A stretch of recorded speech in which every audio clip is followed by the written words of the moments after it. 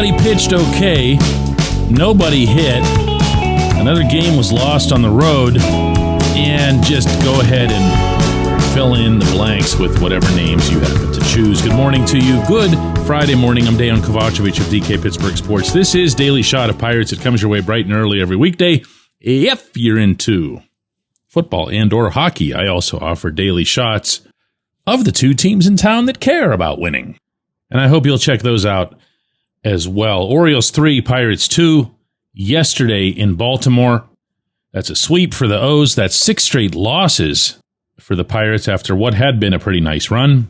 And they're now 64 and 83. Why am I wasting anybody's time reading their record when I'll bet you couldn't even find 5 people in that entire clubhouse to cite it? Simple. And I'm just going to come right out and say it because I sure have been thinking it for a while. Lose. Keep losing. Lose out to the finish. There are 15 games left. If the Pirates lose only 4 more games, any 4, they're guaranteed to finish 1 win shy of 76, which means that Ben Cherington would be really challenged this time around to suggest that the Pirates are doing even more winning than the year before, when in fact last year they won 76, and the year before that they won 76. If they're stuck at 75, it'll at least be uncomfortable to say something like that again. The reality is they're not going to go 12-3 the rest of the way. The reality is they're going to lose 90 plus. They're at 83 now. And the way more unfortunate reality is that it might matter. Let me explain what I mean by this. And this is more targeted at those of you who would be, newcomers to the program. Heaven knows why. But let's just presume that somebody said, hey, Daily Shot of Pirates, they're good. I'll press this because I'm interested to learn more. On the 9th of May, when Bob Nutting unilaterally fired Derek Shelton, what was more conspicuous by a mile was that he didn't fire Cherington.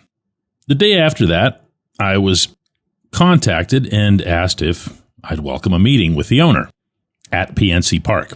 No reporter's going to say no to that. And in this context, this is something that I've done with Nutting beforehand, more than once. So we meet. There's nobody else in there. There's no recording device that's on or anything like that. There's nothing formal. It's really a conversation, and that's it. No interviewing, no grilling, either direction. We talked. I've gotten to know the man. I've covered his entire tenure as majority owner, dating back to 2007. We talked. Now, because of the nature of this, and anybody who's ever spent even half a minute in journalism will know this already, I wasn't at the time and still am not able to say what he said. But I can tell you that I brought up the GM a lot. There were things to learn about the managerial change. There were things to learn about Don Kelly's status. There were things to learn about what had gone wrong with Derek Shelton. But I pushed to make sure that most of what was being discussed was the GM, for the simple reason that retaining him didn't make sense to me. Not out of any sort of spite or whatever. I said this a million times. No issues whatsoever personal with Cherington. Never had a negative encounter with him. Don't ever expect to. And I hope he would think the same thing about me, although I don't know that. The part that didn't make sense was that there was a very clear understanding of Cherington's many shortfalls as an executive. There was a very clear understanding of how a lot of people throughout the organization felt about his performance. And there was a very clear understanding, speaking for myself here, that I wasn't breaking any news in anything I said. The owner was very well apprised in remarkable detail, which I think will surprise people who see him as being aloof or disconnected, even disinterested, none of which has ever been true, and I've shared that with you many times over the years. And in fact, I can assure you that I heard and learned infinitely more about the entire situation, the entire scenario, than I'd ever imagined that I would, which, to make this point anew, confused me that much more. Because now I couldn't begin to grasp what would keep this individual employed. At least not beyond Nutting's explanation, and he gave me this on the record. I'm going to read this to you verbatim. I asked about Charrington, and Nutting's response was to smile and jokingly change the subject back to Kelly. Now, think about that in isolation. Think about, instead of taking the question seriously and saying, why, whatever do you mean? I have a general manager that I really blah, blah, blah. And none of that happened. He said with that smile, again, quoting directly, so I love Donnie. I think that he's been, in terms of a great person at the right time. I really do just want to take a minute to say how much I've known him and how much I like him. I love Donnie, known him for a long time, and I love this guy. No, for real, this happened. He made a joke out of it. And he did go on to explain his stance that he didn't want to make a change because, in his words, we have to focus on 2025. Right now, this year, I have a real sense of urgency, and we collectively need to fix this. Ben knows that. Every coach knows that. The players know that. I don't think making broader wholesale changes to the organization is the right way to fix 2025, end quote.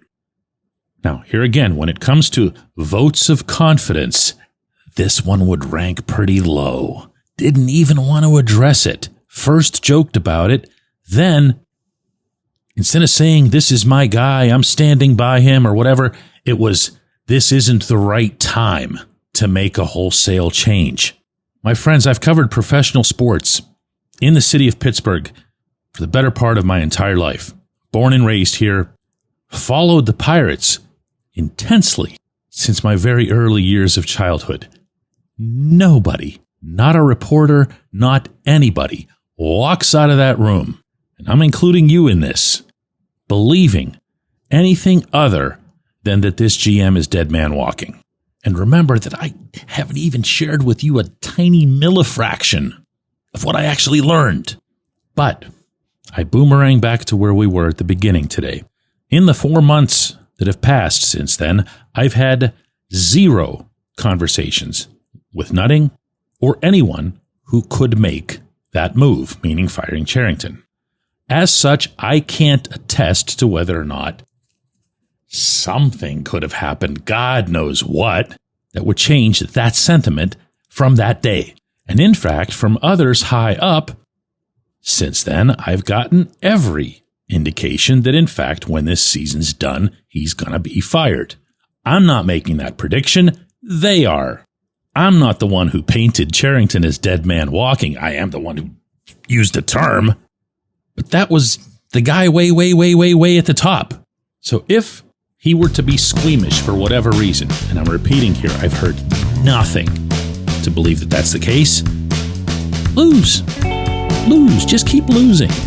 Keep it all really tidy. That's a language everybody understands. When we come back, J1Q. If you're looking for a great dining experience, look no further than North Shore Tavern. Located directly across Federal Street from PNC Park, next door to Mike's Beer Bar, North Shore Tavern is Pittsburgh's home for steak on a stone. Enjoy your steak finished on a hot lava stone in front of you, where you ensure each piece is cooked to exactly your liking. Or try their rotating selection of entrees, hot sandwiches, salads, and burgers, all while enjoying the ambiance dedicated to the great players and history of the Pittsburgh Pirates all around you. Come see why everyone's talking about North Shore Tavern and steak on a stone. It's Gun Storage Check Week. Help prevent unwanted access to your firearms. No one wants their unsecured gun to be used in an accident, a suicide, or a crime. Use lockboxes, safes, and locks to secure your firearms. Learn more at gunstoragechek.org. That's gunstoragechek.org. Brought to you by NSSF, the Firearm Industry Trade Association.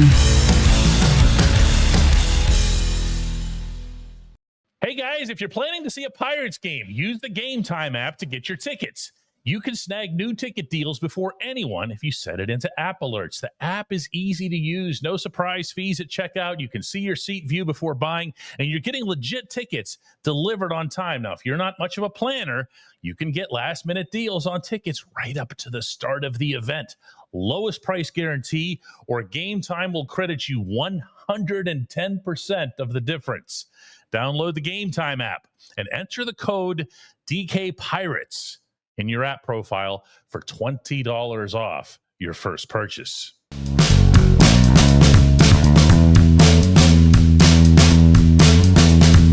Today's J1Q comes from Matt Graver, who says, DK, could you imagine reading these box scores from this 2025 season to somebody in 2023 and then telling them that Ben Cherington was still employed and talking openly about 2026? Matt, I hate to say this, but yeah, I could. I really could. As I said in the opening segment, I've covered all of Bob Nutting's tenure since he became the controlling owner in 2007. I've spoken with him countless times. I've spoken with people around him about him countless times.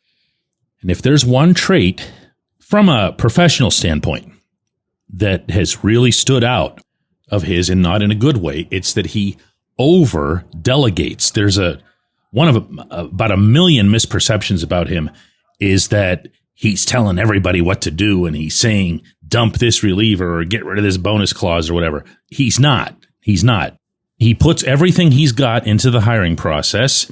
He makes the selection in which he believes, and then he bequeaths that role to that person, borderline unconditionally. I have examples that are actually much worse than the current one with Cherington, where he's kept people that I know for a fact that he didn't like or respect, didn't think they were doing a great job, and he just kept them because they were his choice. My guess is that all of us here have encountered someone like that in some professional setting. People just have a really hard time firing people or making changes or altering roles and priorities. And then when it eventually does happen, as it did with his previous management team in 2019, it feels like the most seismic event in human history. So do I have to accept it as somebody who covers the team and comments on it? No. Am I surprised by it? Also no. I appreciate the question. I appreciate everybody listening to Daily Shot of Pirates. We'll be back with another one of these on Monday.